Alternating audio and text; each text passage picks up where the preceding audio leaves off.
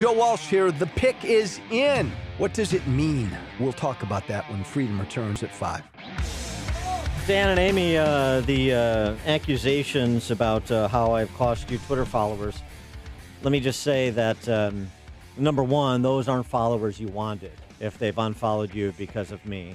Or blocked me. But you're not even following. Okay, sorry. Well, I mean, number two, Desmond Clark. Yes. Professional athlete. Former Chicago Bear who you got to golf with at our tournament. Bears tight end, great. Yeah, played 12 years in the show. Mm-hmm. I've gained 2,000 followers by Dan Proft following me. Just two world-class athletes connecting. Oh. That's right. The Good Hands team, two world-class athletes, me and Desmond Clark. Uh-huh. And, the two of us together, the sum... Yes. Or the whole, I should say, greater than the sum of the two parts and the four hands. Okay. All right. Are you following me on Twitter yet? I don't know if I... Will you get to it later today, please? Yeah, I'll work on that. I can't believe it. I'll work on that. After all these years? It's so rude. I thought we were friends. I never followed Bruce Wolf either, and he was very upset about that because I can only take so much tedium in 4 hours. I don't think we spent enough time together. All right, so now we turn our sights to the nominee for the Supreme Court, Brett Kavanaugh. By the way, over the weekend, the holiday weekend, Michelle Wolf, this ghastly comedian who did the White House Correspondents' Dinner, and then she, kind of made fun of Sarah Sanders. Oh, she bombed. She was embarrassing. Yeah. I've never really seen her before, but she's got a show on Netflix. Yeah. And here's what she did. By the way, what you're about to hear is only about 15 degrees less than the shrillness you will hear from Democrat senators during the confirmation hearings for Brett Kavanaugh. Listen to Michelle Wolf celebrating Independence Day with a salute to abortion. So tonight, in honor of America, I'd like to do a salute to abortion in the Break's 10th annual Salute to Abortion.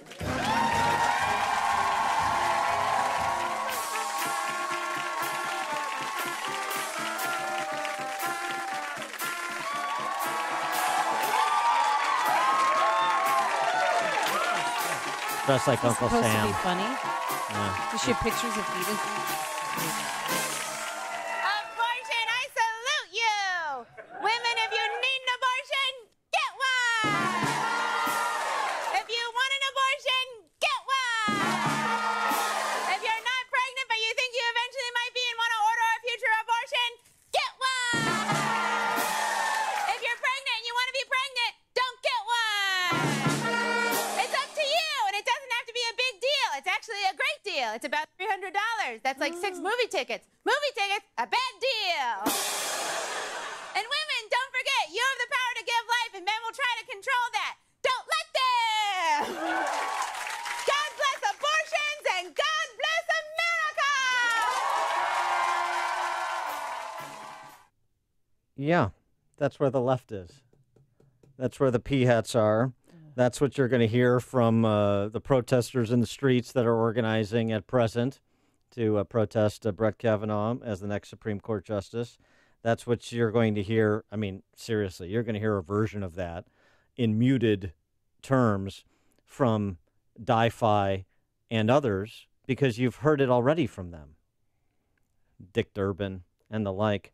So as well as Brett Kavanaugh presented yesterday, and as robust and as robust as his record is, as much intellectual heft as he brings to the table, don't think that this is going to be anything other than this awful screeching that you hear on shows like Michelle Wolf's and every show on MSNBC.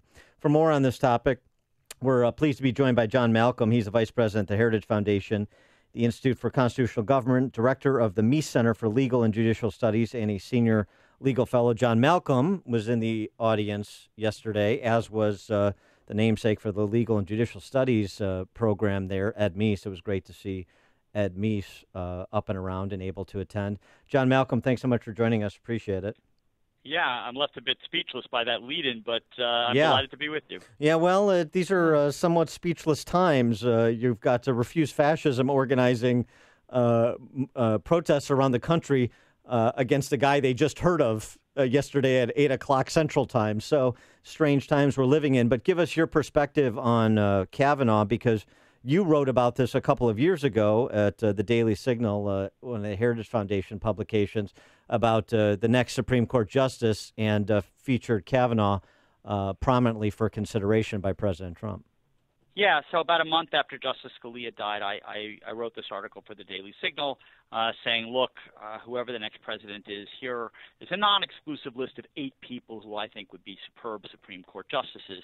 7 of the names of my 8 made it onto the president's list, and he was kind enough to credit Heritage Foundation, along with other groups like the Federalist Society, for informing his thinking, and Brett Kavanaugh was on my list. I think the world of Brett Kavanaugh. He has a very distinguished record. Yale Law School, clerk for Anthony Kennedy, served under Ken Starr in the Office of Independent Counsel, partner in a prestigious Washington firm, 5 years a senior advisor to President George W. Bush in the White House, and for the last dozen years, he has been a stellar judge on the D.C. Circuit Court of Appeals, which is usually considered the second most powerful court in the land. He's issued over 300 opinions on a variety of areas.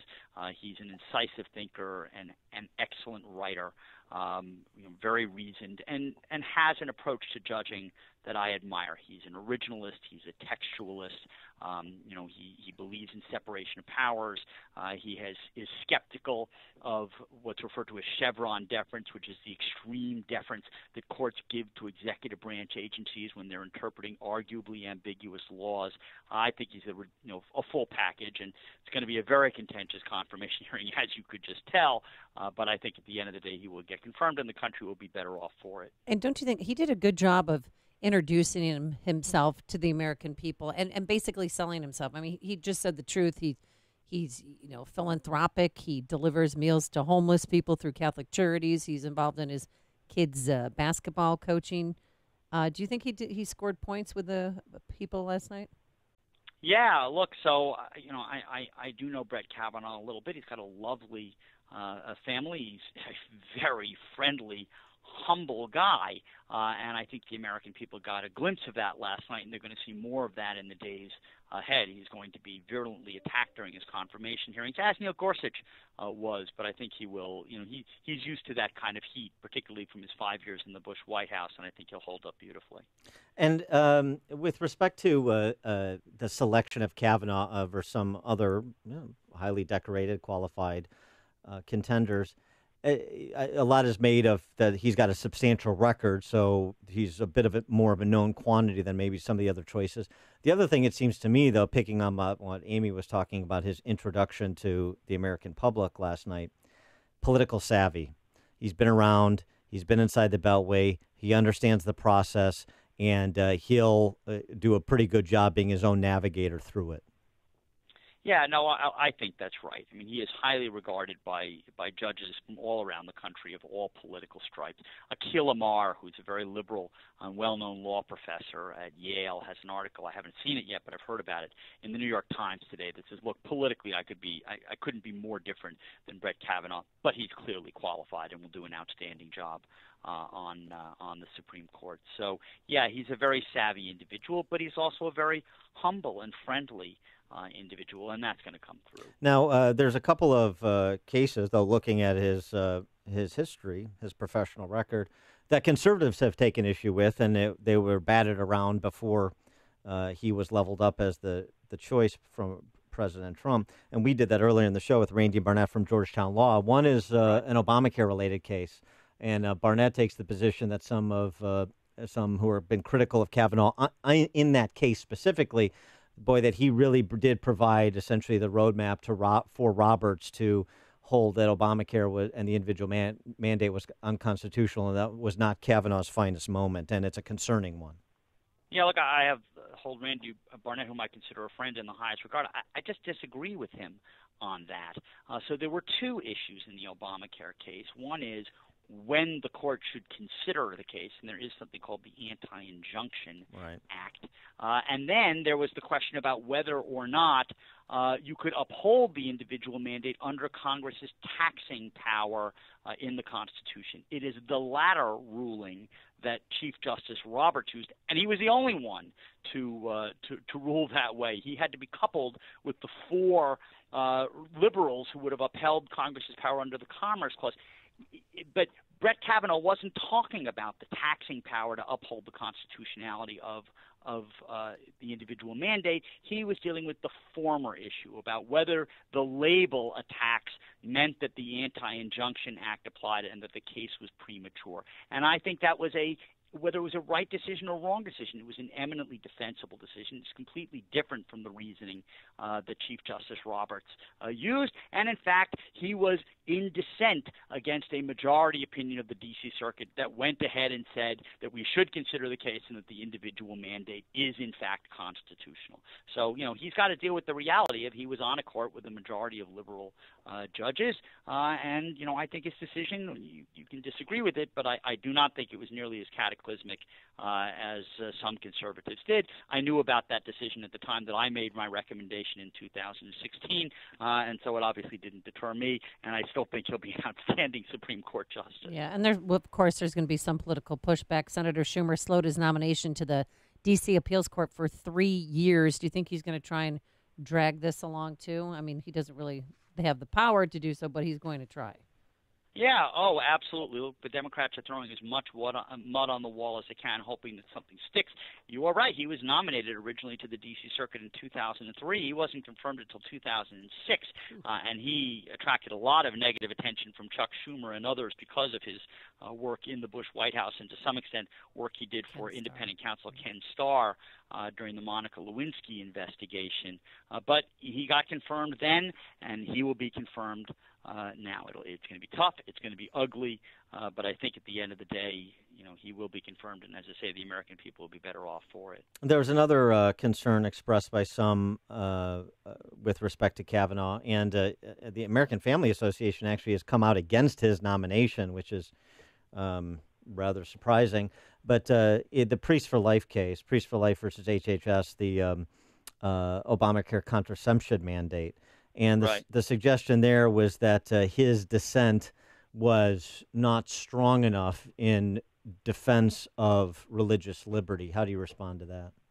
Yeah, so he's caught some flack from the right for the Priest for Life case and also for an abortion decision involving an illegal immigrant teenager who insisted on abortion on demand. In both of those cases, he dissented from majority opinions and ruled with the administration. In the Priest for Life case, all he said was, look, even if the government can make an argument that providing contraceptive services to religious nonprofit employees, even if they can establish that this is a compelling government interest, didn't concede that it was, but even if they can, there are less restrictive alternatives. So he ruled in favor of the administration, just as he did in the illegal immigrant abortion case.